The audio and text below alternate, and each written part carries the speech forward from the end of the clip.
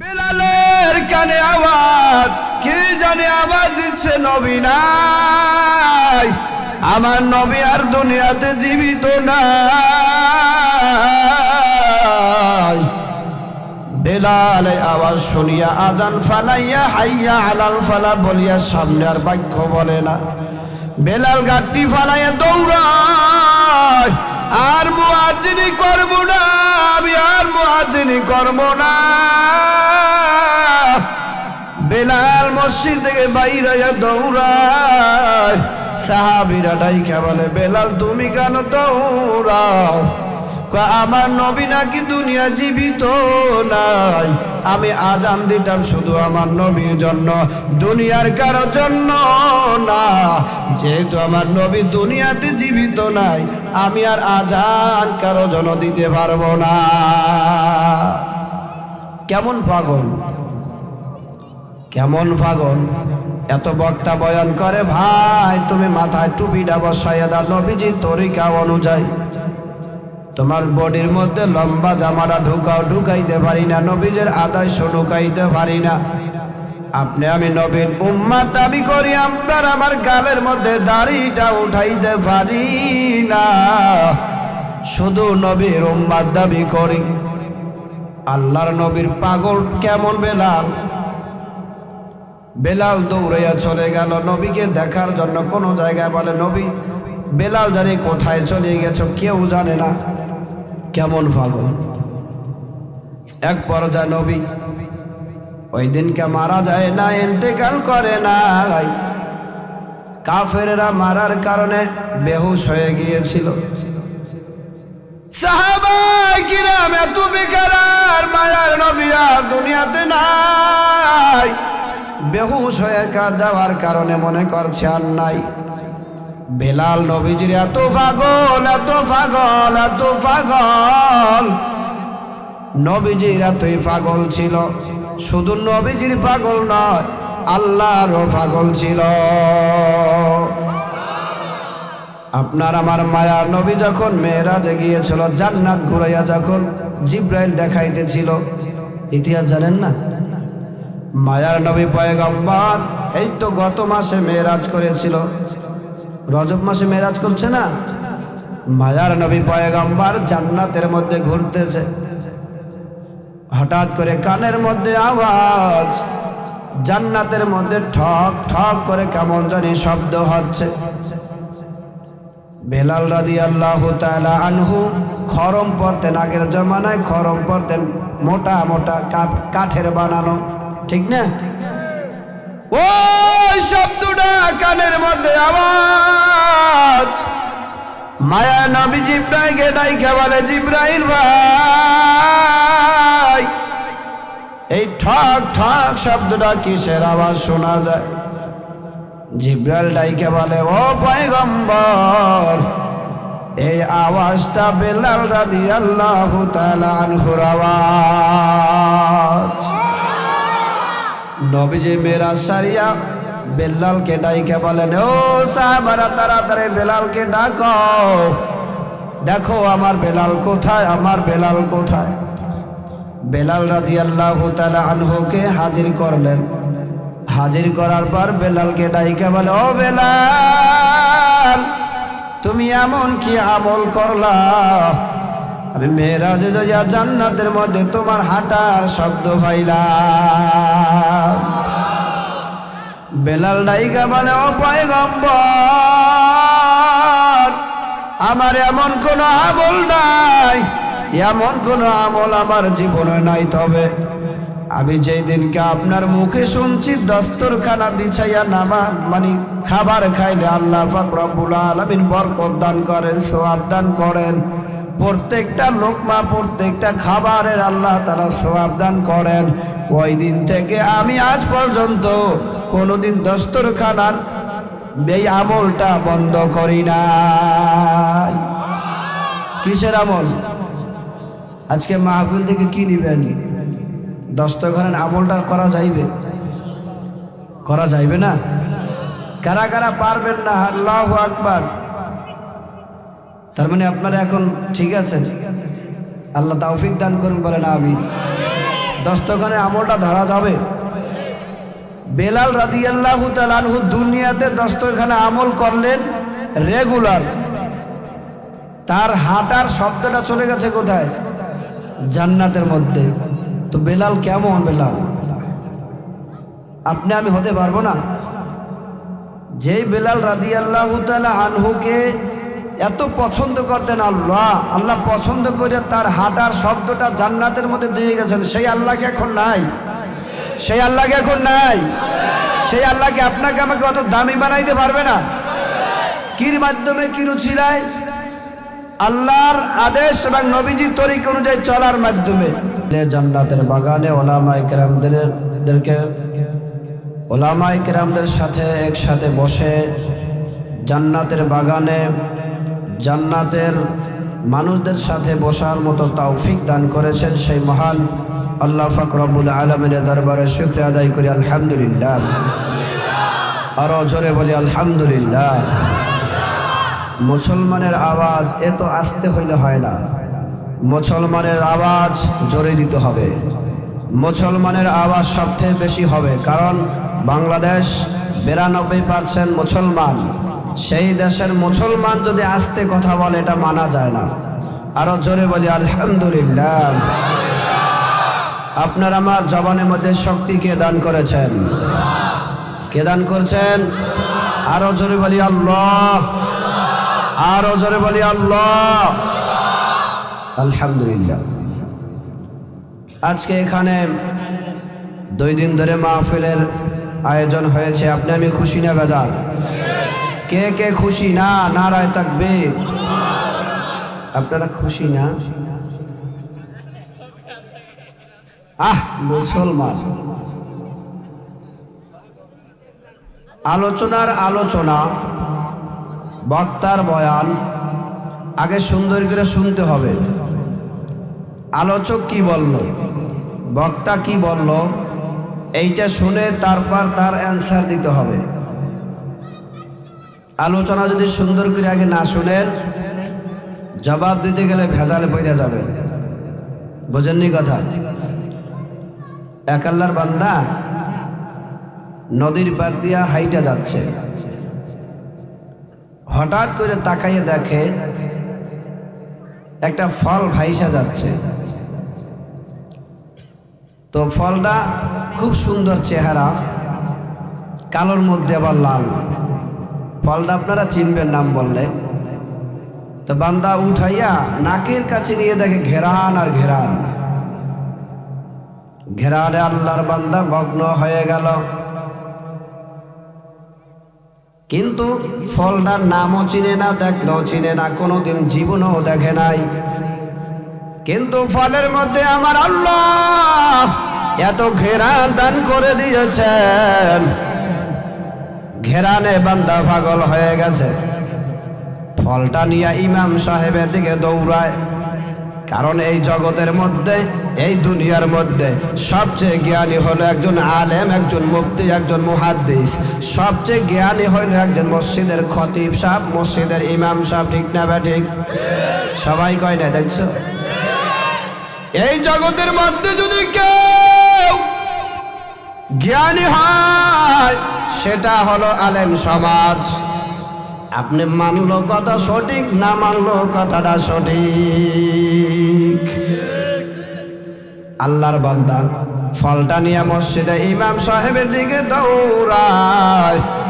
ইমাম সাহেবকে ডাইকে বলে, ও ইমাম সাহেব, আমি নদীর পার দিয়ে হেঁটে যাচ্ছিলাম, হঠাৎ করে তাকাইয়া দেখি একটা ফল, এত ঘেরান, এত ঘেরান, আমি মগ্ন হয়ে গেলাম। ঘেরানটা আমার কাছে খুবই ভালো লাগলো, কিন্তু এই ফলটা খাবো কি খাবো না, এটা কি খাবার জন্য নাকি এমনিতে আল্লাহ সৃষ্টি করেছেন? আপনি একটু বলবেন এই ফলটা আপনি চিনেন কিনা? ইমাম সাহেব দাইকা বলে, আমিও চিনি না। আল্লাহর বান্দা ডাইকা বলে, আমার কপাল পুড়ে গেছে, কপাল মন্দ, আমিও চিনি না, ইমাম সাহেবও চিনে না। এখন আল্লাহর বান্দা কান্না করতেছে, অঝরে কান্না করতেছে। ওই আল্লাহর বান্দার মুসল্লির কান্না দেখিয়া ইমাম সাহেবও কান্দে। কি করে? মুসল্লিও কান্দে, ইমামও কাঁদে। এক পর্যায়ে দুজনে কান্না রোল পড়ে গেছে। অন্য মুসল্লিরা আইসা দেখে ইমাম সাহেব কাঁদে, একজন মুসল্লিও কাঁদে। ইমাম সাহেবকে জিজ্ঞাসা করার টাইম নাই, মুসল্লিরা আইসা কাঁদে। আস্তে আস্তে অনেক মুসল্লি হয়ে গেছে, ইমামও কাঁদে, মুসল্লিরাও কান্না করতেছে। এক পর্যায়ে কতক্ষণ আর কান্দা যায়? কান্দা এক পর্যায়ে শেষ। ইমাম সাহেবকে ডাইকা বলে, ইমাম সাহেব মুসল্লিদেরকে ডাইকা বলে, ভাই আপনারা কেন কাঁদেন? মুসল্লিরা বলে, হুজুর দেখলাম আপনি কান্না করতেছেন, এমন পরিস্থিতি খারাপ, আপনাকে জিজ্ঞেস করার টাইমও পাই নাই। আপনি ইমাম সাহেব কান্না দেখে আমরা সহ্য করতে পারি নাই, আমরাও কাঁদলাম। মুসল্লিরা ডাইকা বলে, আপনি কেন কাঁদলেন? ইমাম ডাইকা বলে, ও আমার মুসল্লিরা, ও আমার মুসল্লিরা, এই বান্দা একটা ফল নিয়ে আইছে, আমিও চিনি না, এই বান্দাও চিনে না, কিন্তু আমরা দেখি এই আল্লাহর বান্দা, আমি না চেনার কারণে বান্দা কান্না করতেছে, আমিও কান্না শুরু করে দিলাম। আল্লাহর বান্দা কান্দা দেখে আমি সহ্য করতে পারি নাই। তো ফলটা কি? একটা তাল। ফলটার নাম কি? একটা তাল। তো মুসল্লিরা কান্দলো কেন? ইমাম সাহেব কান্দলো কেন? ইমাম সাহেব তো কাঁদছে তার আবেগে, মুসল্লিরা কান্দলো না বুঝিয়া। মুসল্লি কাঁদছে গা,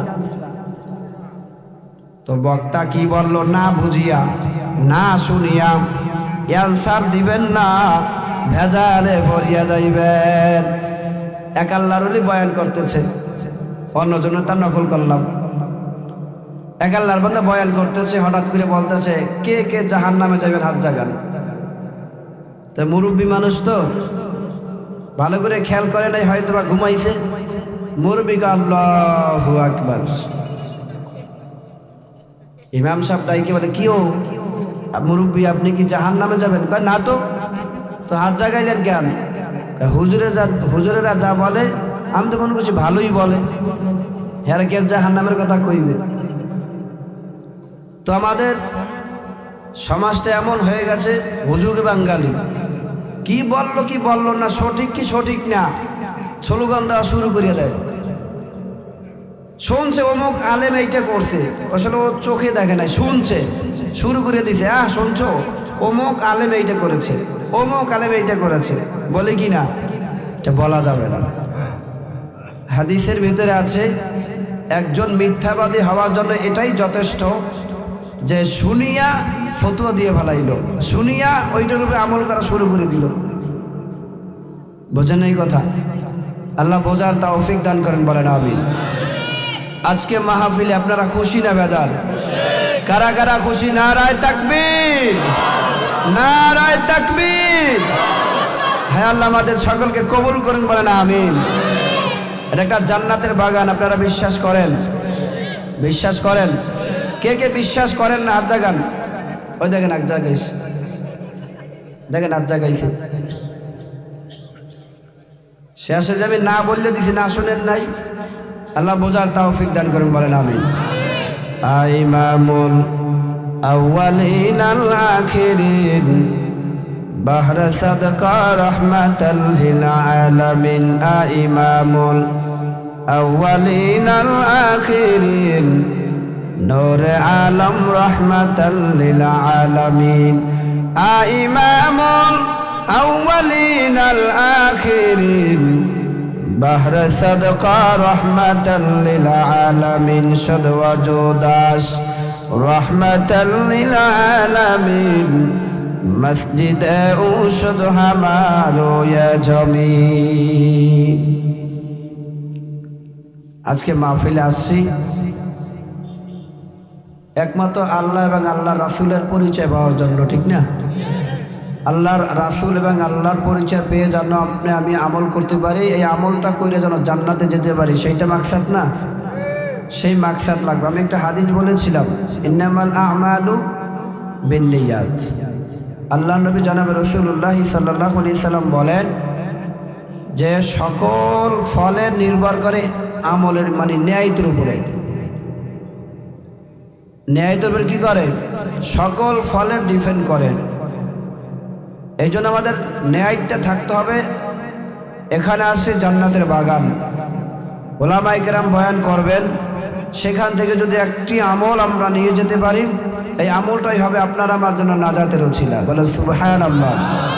আরো জোরে বলেন সুবহানাল্লাহ। জোরে আওয়াজ দিতে হবে, বুঝেন নাই কথা? যার আওয়াজ ছোট হবে বোঝা যাবে তার ইমানের ভিতরে ভেজাল আছে। কি আছে? যার আওয়াজ ছোট হবে তার ইমানের ভিতরে ভেজাল আছে। আল্লাহ পাক রব্বুল আলামিন বলেন ওয়ালা তামুতুন্না ইল্লা ওয়া আনতুম মুসলিমুন। অর্থ কি? হে মুসলমান, খবরদার, হে মানুষ জাতি। এর আগে বলছি কি ইয়া আইয়ুহাল্লাযিনা আমানু, হে ঈমানদারগণ। এইটার প্রেক্ষাপটে ওই আয়াতের অংশটা আসছেন ওয়ালা তামুতুন্না ইল্লা ওয়া আনতুম মুসলিমুন। আল্লাহ বলেন হে মানুষ, মুসলমান না হইয়া কেউ কবরে ঢুইকো না, মুসলমান না হইয়া কেউ মাটির নিচে আইসো না। তার মানে কি আমরা মুসলমান না? না, কোরআনের আয়াত। আল্লাহ বলছেন কি মুসলমান না হইয়া কবরে আইসো না। কে বলছেন? কথা কয় না, দেখছো? আপনারা কথা না বলে বয়ান শুরু করবো না। বন্ধু, আপনাকে কথা শুরু হয়ে গেলে আমি শুরু করে দেব ইনশাআল্লাহ। আল্লাহ বলেন ওয়ালা তামুতুন্না ইল্লা ওয়া আনতুম মুসলিমুন। হে ঈমানদারগণ, হে মানুষেরা, হে আমার বান্দারা, খাঁটি মুসলমান না হইয়া কবরে আইসো না। কে বলেন? আল্লাহ বলেন। কে বলেন? তার মানে আমরা মুসলমান না।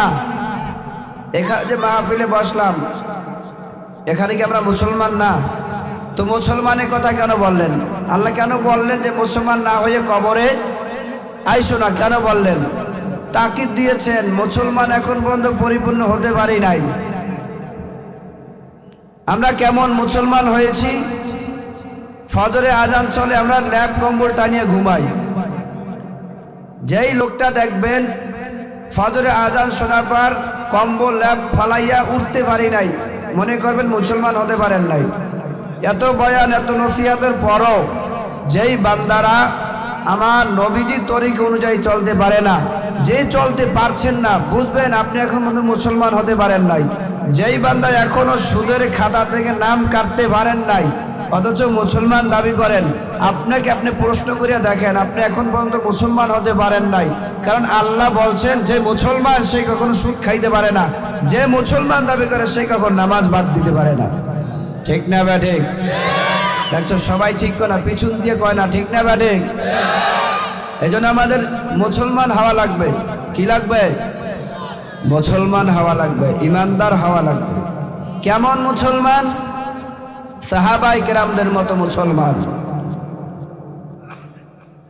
মানার মতো মানা লাগবে। কাকে? আল্লাহর আদেশকে, নবীজির তরিকাকে, নবীজির আদর্শকে মানার মতো মানা লাগবে। এক সময় বদরের যুদ্ধে যাবে, বেলাল রাদিয়াল্লাহু তাআলা আনহুকে বললেন, সবাইকে বলেছেন নবী যে বদরের যুদ্ধে যাওয়া লাগবে, সবাই প্রস্তুতি নাও। বেলাল রাদিয়াল্লাহু তাআলা আনহু ডাইকে বলে, নবী আমিও যাব।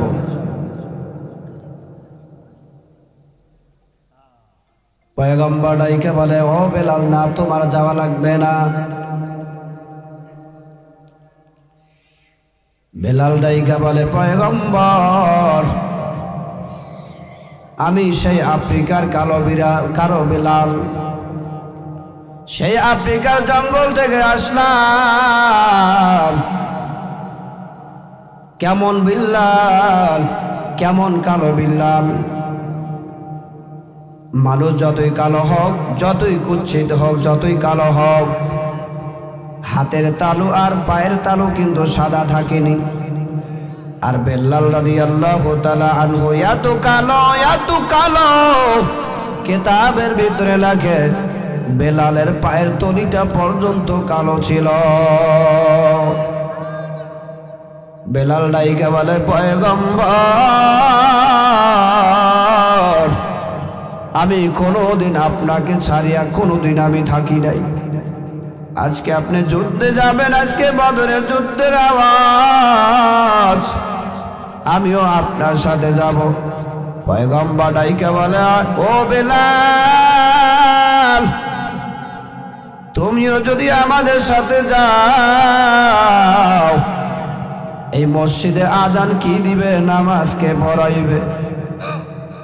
এই মসজিদে আজান হবে না, এটা হতে পারে না। তুমি এখানে আজান দিবা, আমরা যুদ্ধে যাব। তুমি এখানে আজান দিয়া নামাজ পড়বা, তাতে তুমি যুদ্ধে যাবার সওয়াব পাইবা। বেলাল পয়গম্বরের কথা মতো রয়ে গেল। বেলাল যখন আজানের সময় হলো, আজান দিচ্ছে, আজান দিচ্ছে, জবান থেকে যখন বের হয়ে গেল হাইয়া আলাস সালাহ, হাইয়া আলাল ফালাহ, যখন বেলাল বলল হাইয়া আলাল ফালাহ, বেলালের কানে আওয়াজ, কে জানে আওয়াজ দিচ্ছে, নবী নাই, আমার নবী আর দুনিয়াতে জীবিত নাই। বেলাল আওয়াজ শুনিয়া আজান ফালাইয়া হাইয়া আলাল ফালাহ বলিয়া সামনে আর বাক্য বলে না। বেলাল গাড়ি ফালাইয়া দৌড়ায়, আর মুয়াজ্জিনি করব না, আমি আর মুয়াজ্জিনি করব না। বেলাল মসজিদ থেকে বাইরে দৌড়ায়। সাহাবীরা ডাইকা বলে, বেলাল তুমি কেন দৌড়াও? আমার নবী নাকি দুনিয়া জীবিত নাই। আমি আজান দিতাম শুধু আমার নবীর জন্য, দুনিয়ার কারো জন্য না। যেহেতু আমার নবী দুনিয়াতে জীবিত নাই, আমি আর আজান কারো জন্য দিতে পারবো না। কেমন পাগল, কেমন পাগল! এত বক্তা বয়ান করে, ভাই তুমি মাথায় টুপিটা বসাইয়া দাও নবীজির তরিকা অনুযায়ী। তোমার বডির মধ্যে লম্বা জামাটা ঢুকাও, ঢুকাইতে পারি না, নবীজের আদর্শ ঢুকাইতে পারি না। আপনি আমি নবীর উম্মত দাবি করি, আপনার আমার গালের মধ্যে দাড়িটা উঠাইতে পারি না, শুধু নবীর উম্মত দাবি করি। আল্লাহর নবীর পাগল কেমন বেলাল! বেলাল দৌড়াইয়া চলে গেল নবীকে দেখার জন্য। কোন জায়গায় বলে, নবী, বেলাল জানি কোথায় চলে গেছো, কেউ জানে না। কেমন পাগল! এক পর্যায়ে নবী ওই দিনকে মারা যায় না, ইন্তেকাল করে না। কাফেররা মারার কারণে বেহুশ হয়ে গিয়েছিল। সাহাবায়ে কিরাম এত বেকার, মায়ার নবী আর দুনিয়াতে নাই, বেহুশ হয়ে যাওয়ার কারণে মনে করছে আর নাই। বেলাল নবীজির এত পাগল, এত পাগল, এত পাগল, নবীজির এতই পাগল ছিল। শুধু নবীজির পাগল নয়, আল্লাহরও পাগল ছিল। আপনার আমার মায়ার নবী যখন মেরাজে গিয়েছিল, জান্নাত ঘুরাইয়া যখন জিব্রাইল দেখাইতেছিল, ইতিহাস জানেন না? মায়ার নবী পয়গম্বর এই তো গত মাসে মেরাজ করেছিল, রজব মাসে মেরাজ করছে না? মায়ার নবী পয়গম্বর জান্নাতের মধ্যে ঘুরতেছে, হঠাৎ করে কানের মধ্যে আওয়াজ, জান্নাতের মধ্যে ঠক ঠক করে কেমন জানি শব্দ হচ্ছে। বেলাল রাদিয়াল্লাহু তাআলা আনহু খরম পরতেন, আগের জমানায় খরম পরতেন, মোটা মোটা কাঠের বানানো, ঠিক না? ওই শব্দটা কানের মধ্যে আওয়াজ, মায়া নবী জিব্রাইলকে ডাইকা বলে, জিব্রাইল ভাই, এই ঠক ঠক শব্দটা কিসের আওয়াজ শোনা যায়?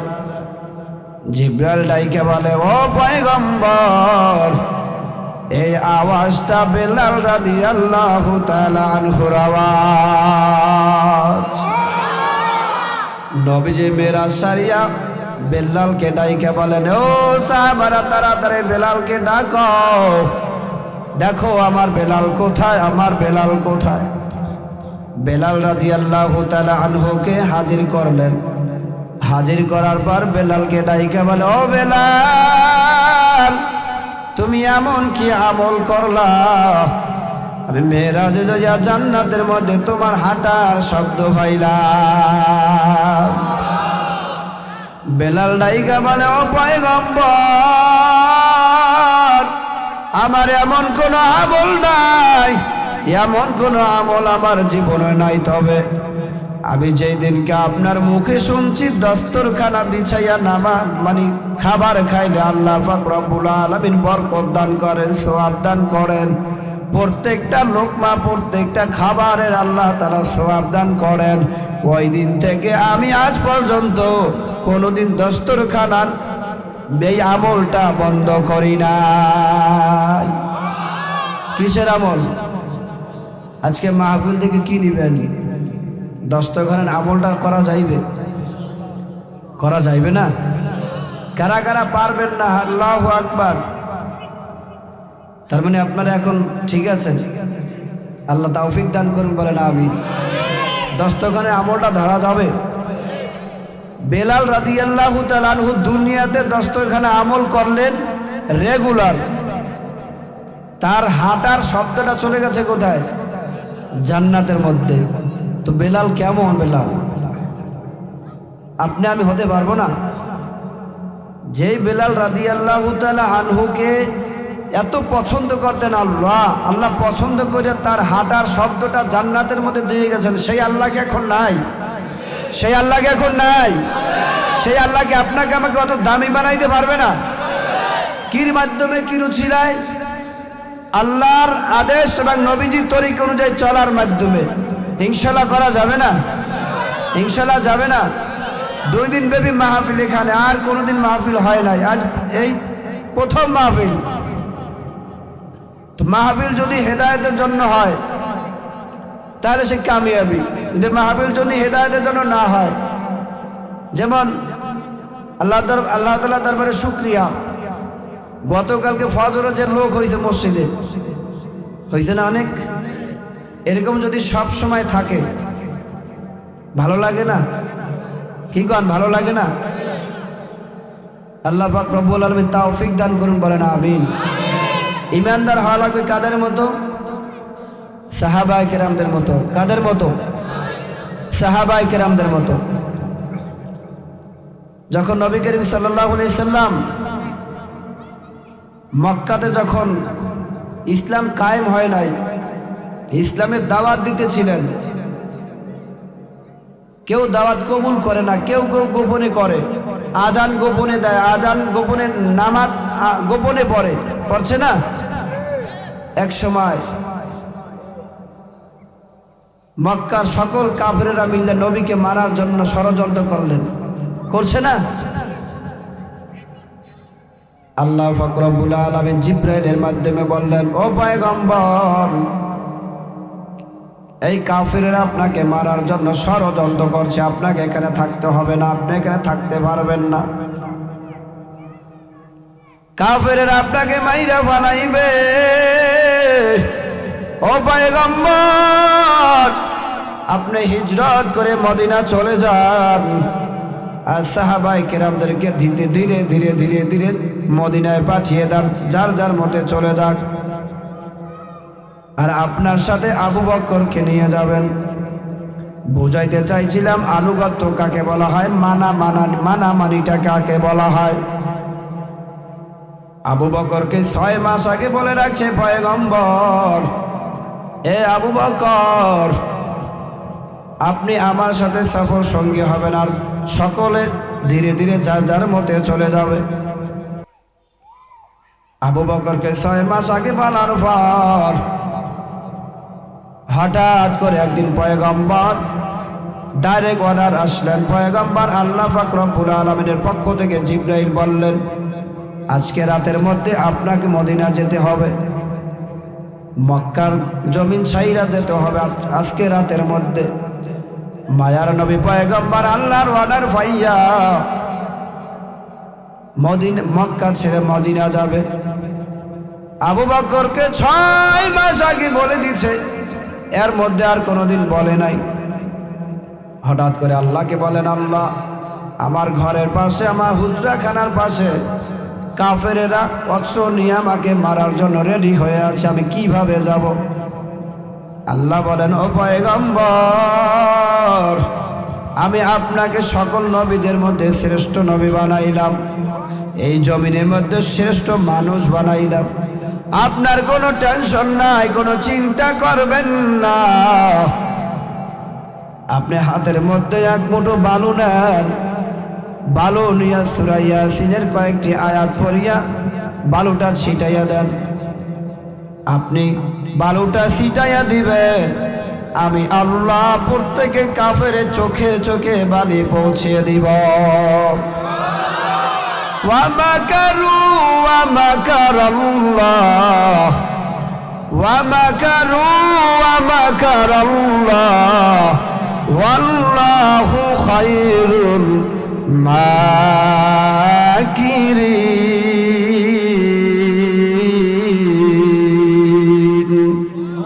আরো জোরে বলি আল্লাহু আকবার। আমার আল্লাহ বলে, ও কাফির দল, তোমরা 100 বছর বসিয়া পরিকল্পনা করবা, ওলামায়ে কিরামদেরকে মেরে ফেলবা, আমার নবীদেরকে তোমরা মেরে ফেলবা, আমি আল্লাহকে ডাকনেওয়ালাদেরকে তোমার জবান বন্ধ করিয়া দিবা। তোমরা আমি আল্লাহকে যারা মানে তাদের মুখের উপর তোমরা স্তব্ধ করিয়া দিবা।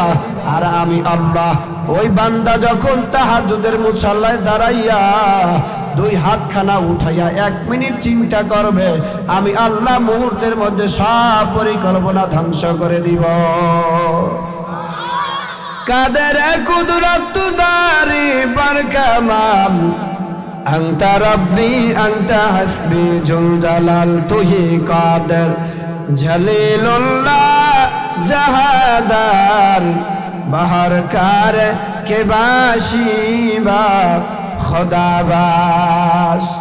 মায়ার নবীকে আল্লাহ ডাইকা বলেন, পয়গম্বর আপনার কোনো টেনশন নাই, কোনো চিন্তা নাই, আপনি বালুর মধ্যে ফু দিয়া আপনি ছিটাইয়ে দেবেন, আমি আল্লাহ তাআলা প্রত্যেকটা কাফের চোখে চোখে বালি পৌঁছিয়ে দিব। ওরা বালু চোখে যাবার কারণে চোখ ডলতে থাকবে, ডলতে থাকবে, ওইয়ার ফাঁক দিয়া আপনি চলিয়া যাইবে। পয়গম্বর ওখান থেকে বের হইয়া আবু বকরের বাসার কাছে গিয়ে একটা ছোট্ট আওয়াজে ডাক দিয়েছে।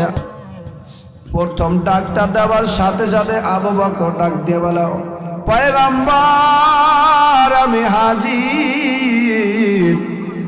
দরজাটা খুলিয়া পয়গম্বরের সামনে হাজির হয়ে গেছে। পয়গম্বর আশ্চর্য হয়ে গেল। সামান্য আস্তে করে ডাক দিলাম আবু বকর, জোরে ডাক দেই নাই যদি কাফেররা শুনিয়া ফেলায়। আমি আস্তে করে আওয়াজ দিলাম, আবু বকর তুমি কিভাবে আমার ডাকের সাড়া দিলা, জবাব দিলা? আবু বকর ডাইকা বলে, পয়গম্বর আপনি 6 মাস আগে আমাকে বলেছিলেন আপনার সাথে আমি সফর সঙ্গী।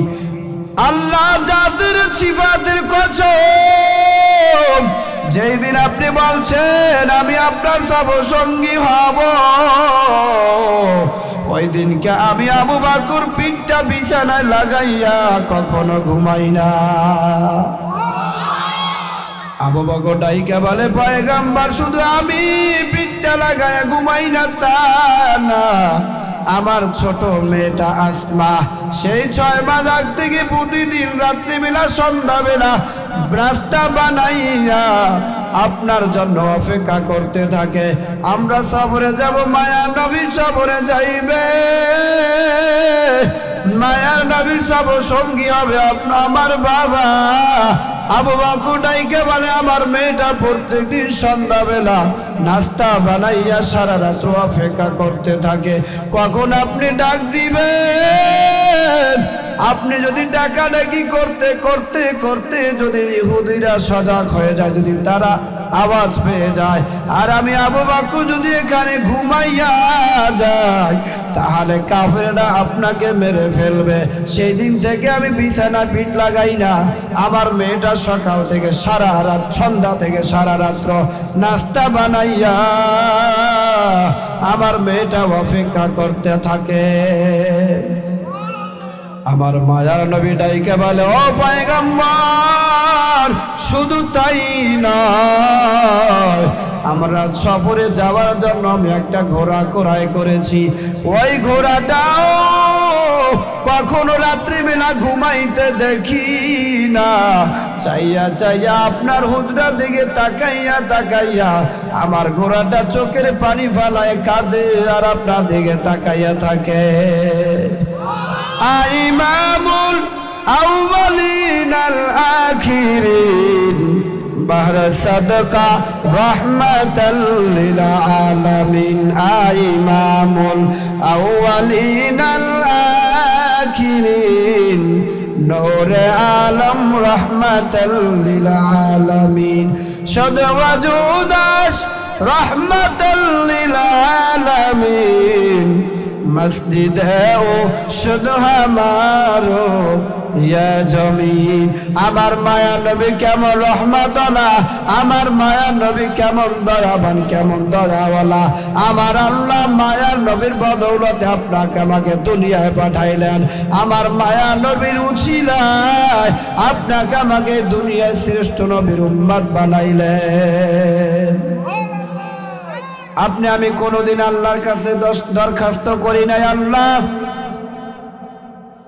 আমাকে আপনি দুনিয়াতে মানুষ হিসাবে পাঠাইয়েন। কোনোদিন দোয়া করছি?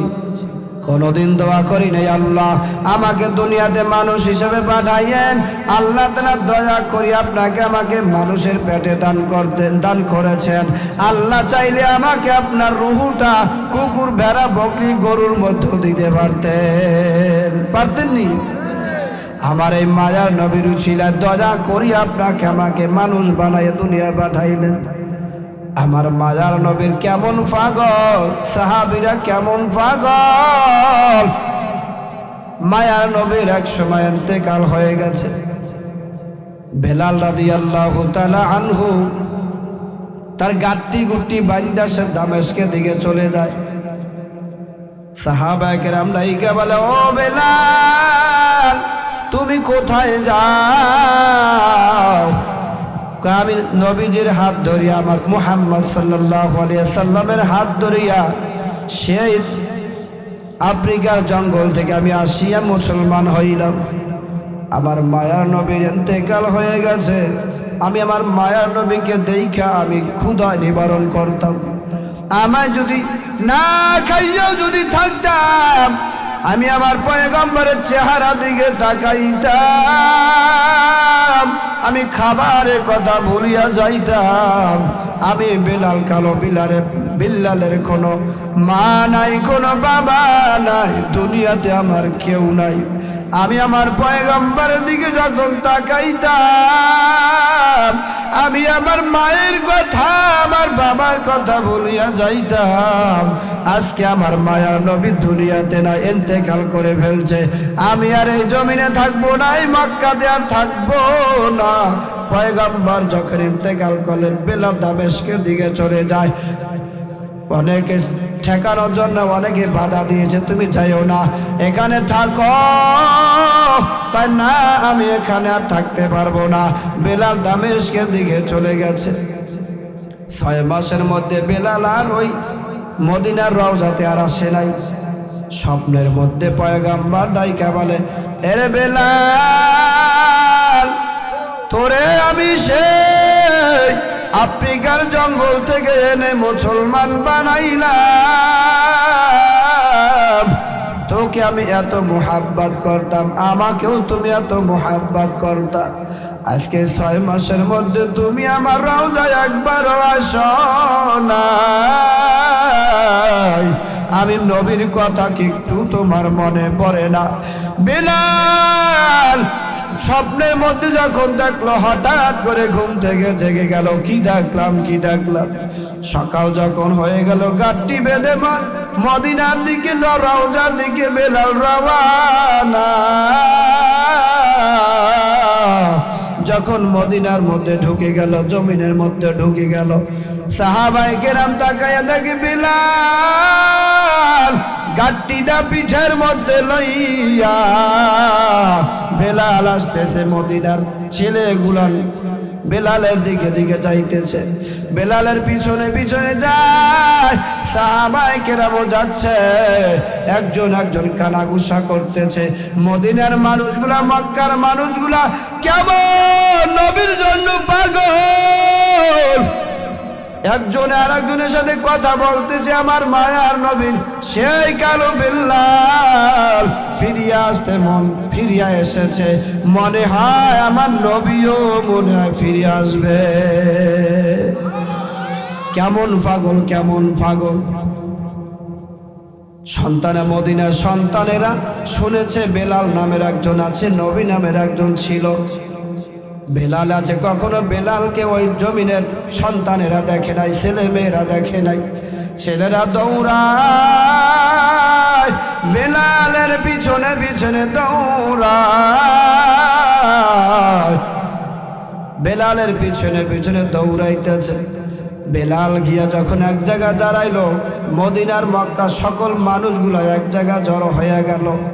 মদিনার সকল মানুষগুলো এক জায়গায়, বেলালকে দেখিয়া সবাই পাগল পাড়া, কই বেলাল যেহেতু আছে নবীও মনে আসবে, এই জন্য তারা একটু খুশি আনন্দ। কিন্তু না, নবী আর কোনোদিন আসবে না, কারো ইন্তেকাল হয়ে গেলে আর কোনোদিন আর আসবে না। বেলালকে তারা সাহাবায়ে কেরাম ডাইকা বলে, বেলাল মদিনার মিনারে উঠে একটু আজান দাও, 6 মাস পর্যন্ত তোমার কণ্ঠের আওয়াজ শুনি না, তোমার কণ্ঠের আজানটা এত মধুর, এত মধুর, এত মজা লাগে, এত মজা লাগে। এত সুন্দর কণ্ঠওয়ালা মুয়াজ্জিন আমাদের এই মসজিদে আছে, কিন্তু তোমার মতো এত মজা কারো আজান লাগে না। ওঠো বেলাল মিনারাতে, সময় বয়ে যায়, আজান দাও গো মধুর সুরে, শুনবার মনে চায়, আজান দাও গো মধুর সুরে, শুনবার মনে চায়। ওঠো বেলাল মিনারাতে, সময় বয়ে যায়,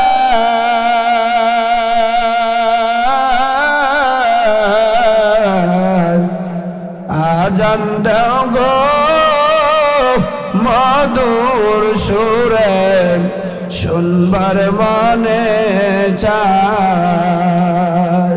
যখন সাহাবায়ে কেরাম বলল, বেলাল 6 মাস ধরিয়া মদিনাতে আজান শুনি না, তোমার এই মধুর কণ্ঠের আওয়াজ কেউ দেয় না। সাহাবায়ে কেরাম বেকারান, বেলাল ডাইকা বলে, ও সাহাবায়ে কেরাম, ও মদিনার মানুষ, আমাকে আজান দিতে বলবা না, আমি নবীর আজান যখন আজানে দাঁড়াই আমি সহ্য করতে পারি না, আমাকে আজান দেওয়ার কথা বলবা না। সবাই অনুরোধ করলো, কেউ কোন সাহাবার কথা বেলাল আর শুনছে না, আজান দিচ্ছে না। সাহাবায়ে কেরাম দৌড়াইয়া হাসান হোসাইনের দিকে দৌড়ায়, কারণ ওই হাসান হোসাইন যখন কোন আবদার করত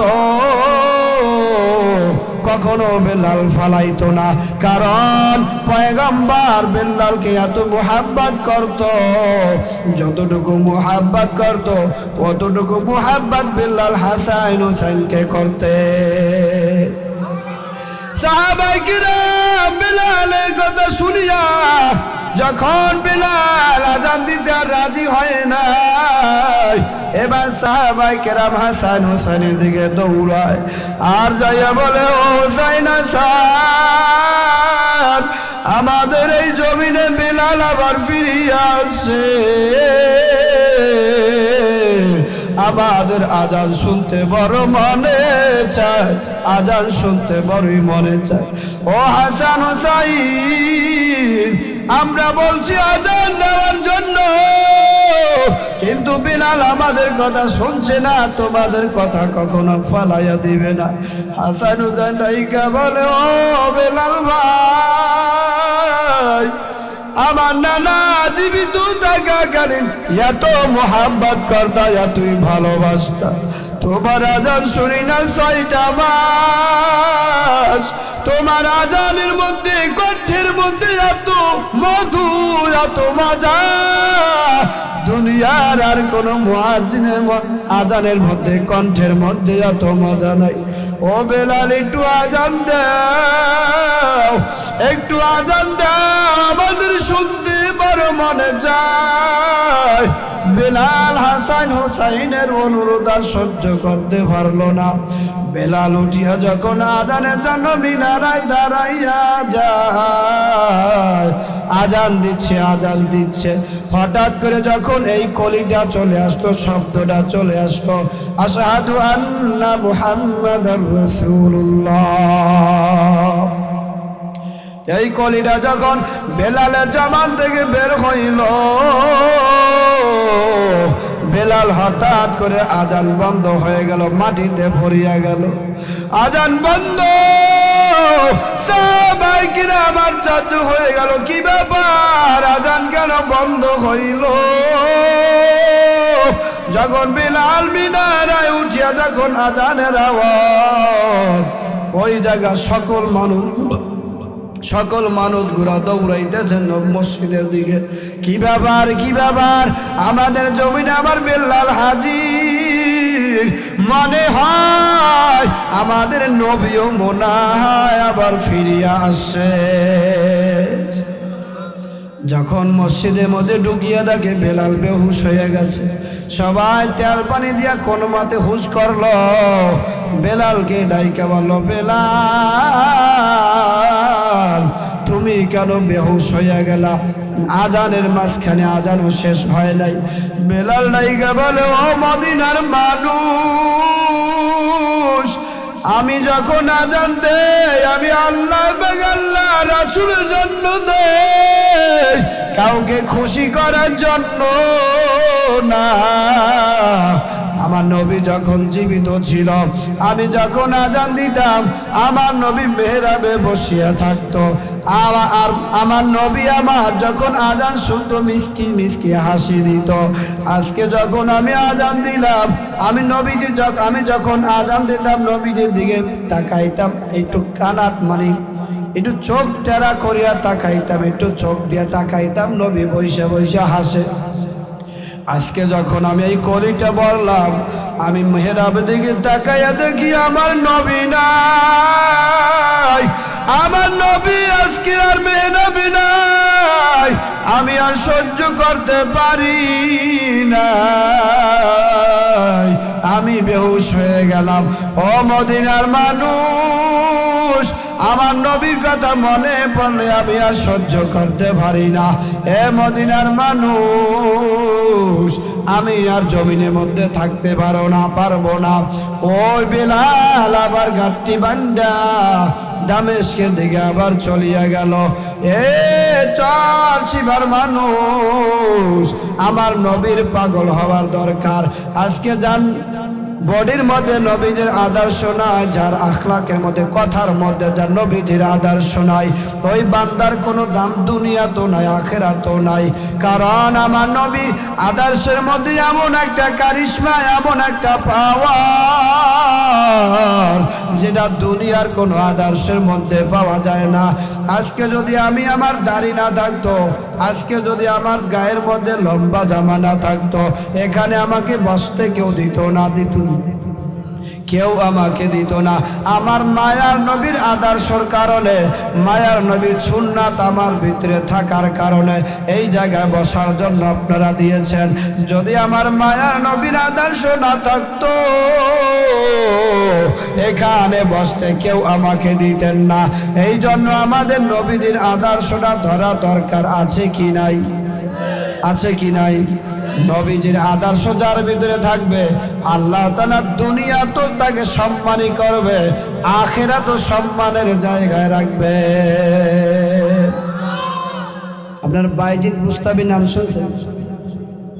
বাইজিদ বুস্তাবির মধ্যে আর আল্লাহ তাআলার নবীজির আদর্শটা এতভাবে ঢুকাইয়া দিয়েছেন। বাইজিদ বুস্তাবি যখন আল্লাহ তাআলার ইবাদত করতে মাঝখানে কোনো পর্দা রাখতেন না, মনে হয় সে সরাসরি আল্লাহর সাথে কথা বলতেছে। হঠাৎ করে বাইজিদ বুস্তামি একদিন তাহাজ্জুদের মুসাল্লায় দাঁড়ায় গেল।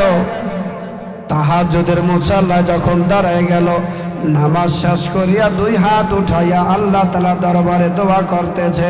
যখন বাইজিদ বুস্তামি দোয়া করতেছে, আল্লাহ তাআলার সাথে কথা চলতেছে, এমন একটা পরিস্থিতি হঠাৎ করে এক চোর বাইজিদ বুস্তামির ঘরের মধ্যে ঢুকিয়া গেল। কি চোর? কেতাবের ভিতরে লাগে এক হাতের চোর। কয় হাত?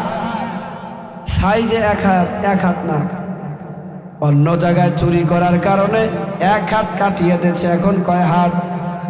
কথা কয় না, কয় হাত? বাইজিদ বুস্তামি তো নামাজে দাঁড়াইয়ে গেছে, নামাজ শেষ করিয়া মোনাজাতে আছেন। এই ফাঁকে এক হাতের চোর বাইজিদ বুস্তামির ঘরের মধ্যে ঢুকিয়া গেল। অন্ধকার, ঘরের মধ্যে অন্ধকার, চোরাই চুরি করতেছে, মাল গোছাইতেছে। কিন্তু বাইজিদ বুস্তামি তো ওই মোনাজাত অবস্থায় টের পাইছে আমার ঘরের মধ্যে চোর ঢুকে গেছে। টের পাইল কেমনে? আল্লাহর কারিশমা। আল্লাহওয়ালাদের চোখ সবসময় কি থাকে? খোলা থাকে। তারা অন্ধকারও দেখতে পারেনি। আমার আল্লাহ যদি দেখায় তাহলে দেখতে পারে। বাইজিদ বুস্তামি বুঝতে পারছে আমার রুমের মধ্যে, আমার ঘরের মধ্যে চোরা ঢুকিয়া মাল গোছাইতেছে এক হাত দিয়া। কয় হাত দিয়া? চোরের কয় হাত? বুঝছেন? কয় হাত? এক হাতের চোর মাল গোছাইতে আছে। বাইজিদ বুস্তামি মোনাজাত শেষ করিয়া আইসা দেখে অন্ধকারের মধ্যে চোরের বড়ই কষ্ট হয়। কি হয়? এক হাতের চোর একটু গোছাইতে কষ্ট হয় না? আইসা বাতিটা জ্বালাই দিছে। বাতিটা জ্বালাই দিয়া তাকাইয়া দেখে চোরার দিকে, চোরা ঘামাইয়ে গেছে। চোরাকে সালাম দিয়া বলে, আসসালামু আলাইকুম ওয়া রাহমাতুল্লাহ। সালাম যখন দিছে তখন কি ভয় আছে না? অত ভয়ে করি যে শুকিয়ে গেছে। কি ব্যাপার? চুরি করতে আইলাম, বাতি জ্বালাই দিল, আবার সালাম দেয়। যাই হোক, বুঝাইতে চাইছিলাম বাইজিদ বুস্তামির ব্যবহারটা কেমন, নবীজির আদর্শটা কাকে বলা হয়, তার মধ্যে নবীজির আদর্শটা কেমন ঢুকছে। বাইজিদ বুস্তামি তাকায় বলে, তোমার কোনো ভয় নাই, কোনো চিন্তা নাই, তুমি মাল গোছাইতে থাকো। অন্ধকারের মধ্যে তোমার মাল গোছাইতে বড় কষ্ট হয়, আমি বাতিটা জ্বালাই দিলাম। বাইজিদ বুস্তামি ভিতরে যাইয়া এক গ্লাস দুধ গরম করিয়া দুধের গ্লাসটা ওই চোরার হাতে দিয়া বলে, তুমি অনেক ঘামাইয়ে গেছো, অনেক মেহনত করছো, অনেক কষ্ট হয়েছে, নাও নাও এই দুধের গ্লাসটা, দুধটা পান করিয়া নাও, তোমার একটু শরীরে এনার্জি আসবে। কাকে বলে? চোরারে বলে। চোরে ডাইকে বলে, ভাই বাতি জ্বালাইয়া দিলা, উপকার করলা, আবার দুধ পান করার জন্য দিচ্ছ, তবে একটা কথা, যতই উপকার করো আমার মালের ভাগ কিন্তু দিব না। কি দেবে না? কার মাল কারে ভাগ দেবে না? বাইজিদ বুস্তামির ব্যবহারটা এত সুন্দর,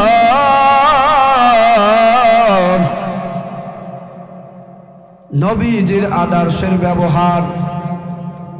বাইজিদ বোস্তামি ডাইকা বলে, ভাই তোমার কোনো টেনশন নাই, তোমার মালের আমি ভাগ একটুও নিব না। আমি দেখতেছি তুমি এক হাত নাই, তোমার এক হাত, তুমি এক হাতের চোর।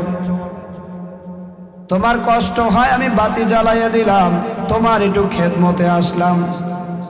দেখতেছি তুমি ঘামিয়ে গেছো, তুমি অনেক, তোমার শরীর থেকে অনেক ঘাম চলে গেছে। তুমি এই গ্লাস, এক গ্লাস পানি দুধ পান করলে তোমার শরীর একটু এনার্জি ফেরত আসবে, এই জন্য একটু খেদমতে আসলাম। ভয় নাই, কোনো ভয় নাই, তোমার মালের ভাগ আমি চাবো না। বাইজিদ বোস্তামি ডাইকা বলে, তুমি একা গোছাইতে বড় কষ্ট হয়, আমিও একটু তোমার সাথে গোছাইয়া দেই। সব মাল গোছানোর পর দুইটা গাঁটটি বাঁধলো বাইজিদ বোস্তামি। চোরায় তো আর বাঁধতে পারবে না এক হাত। বাইজিদ বোস্তামি সহযোগিতা করলো, সহযোগিতা কইরা দুইটা গাঁটটি বাঁধছে। কয়টা গাঁটটি? দুইটা গাঁটটি বানাইয়া চোরাকে ডাইকা বলে, তুমি ছোট গাঁটটিটা তোমার মাথায় লাও, বড়টা আমি লই, তোমাকে আমি আগাইয়া দেই। কত সুন্দর ব্যবহার। আমাদের বাড়িতে যদি চোর ঢুকতে, আগে কতক্ষণ চলা দিয়ে বানাই লইতাম, তারপর পরে দেখা যাবে কে, ঠিক না? বাইজিদ বোস্তামির মধ্যে এত সুন্দর ব্যবহার, নবীজির আদর্শের ব্যবহার। বাইজিদ বোস্তামি ডাইকা বলে, তোমার কোনো ভয় নাই, এত খ্যাতমত কেন করি, তোমার এত উপকার কেন করি? মনে হয় তুমি ভাবছো তোমার মালের ভাগ আমি নিব। না না, তোমার মালের ভাগ আমি নিব না। চলো। ছোট্ট গাঁটটিটা বাইজিদ বোস্তামি চোরার মাথার উপরে উঠাই দিল, বড় গাঁটটিটা বাইজিদ বোস্তামির মাথার উপরে যাইতেছে। চোরাকে বলে, তুমি আগে আগে হাঁটো, আমি পিছনে পিছনে যাই, কারণ তোমার বাড়ি আমি চিনি না। তবে চোরার মনের ভিতরে ভয়, পিছন থেকে যদি ভাগ্যে যায়। বড় গাঁটটিটা তার মাথায় না, সে বড় গাঁটটিটা লয় যে পিছন থেকে ভাগ্যে যায়, তাহলে তো শেষ। কিন্তু মনের ভিতরে ভয়, আবার ফিরিয়ে তাকায়, আছে না নাই। চোরা কি করে? মাঝে মধ্যে পিছনের দিকে তাকাইয়ে দেখে আছে না নাই।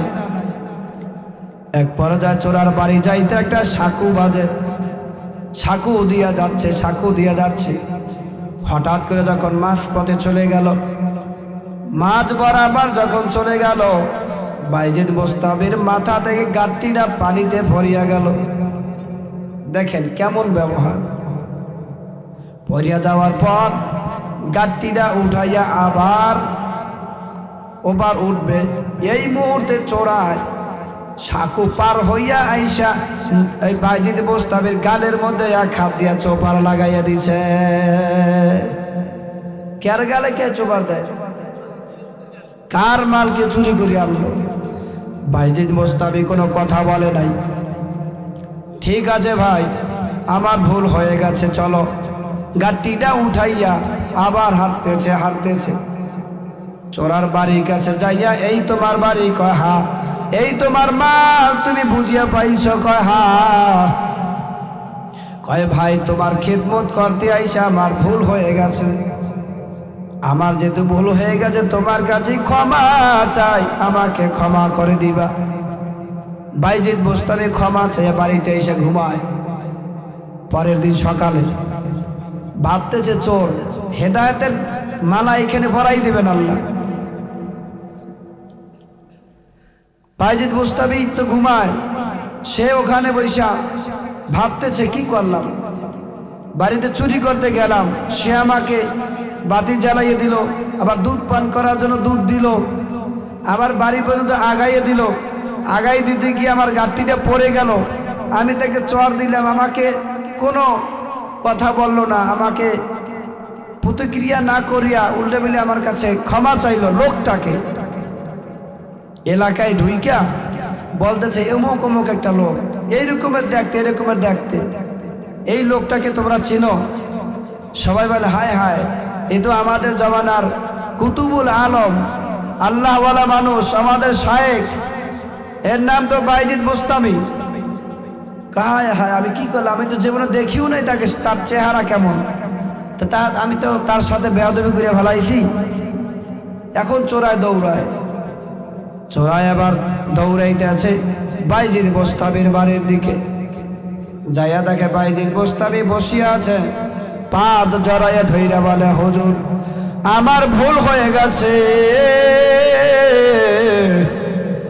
আপনার সাথে বেয়াদবি করিয়া ফেলাইছি, তবে আপনার কাছে আমি তওবা করলাম, আর কোনোদিন চুরি করব না। আপনি আমাকে কালিমা পড়াইয়া মুসলমান বানাইয়া দেন। কিতাবের ভিতরে লাগে ওই চোর একসময় বড় বুজুর্গ আল্লাহওয়ালা হয়ে গেছে।